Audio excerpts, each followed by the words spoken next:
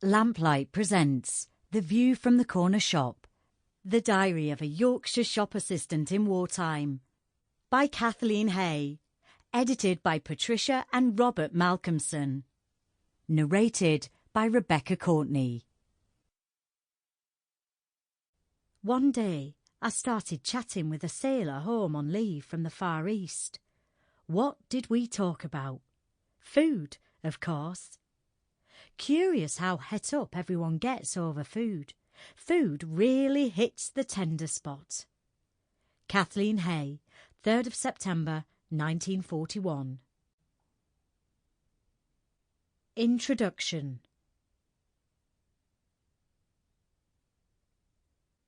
One feature of any good diary is that the reader is never sure what will come next. Life is often unpredictable. A person may be taken by surprise. Incidents and revelations suddenly crop up unexpectedly.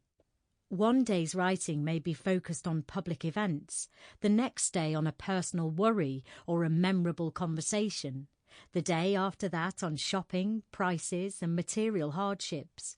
The diarist may, out of the blue and for whatever reason, disclose a feeling or attitude that she discloses nowhere else. Kathleen Hey's diary is very much of this sort. Novel testimony appears again and again. New issues capture her attention, or perhaps old issues are re-evaluated.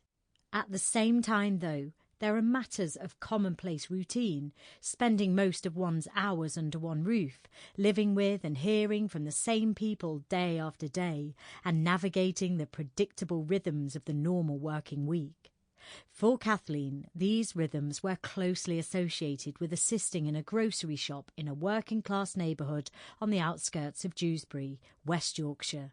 Work made up for much of her life, and she wrote about it a lot, from various points of view, including those of her customers. Play was less prominent, but she sometimes wrote about that too. Wartime events in distant places were occasionally much discussed, at other times barely mentioned at all. Kathleen Hey wrote her diary for Mass Observation, the social research organisation that had been launched in 1937 with a mission to help produce a science of ourselves. Kathleen did not reveal her reasons for taking on this volunteer work.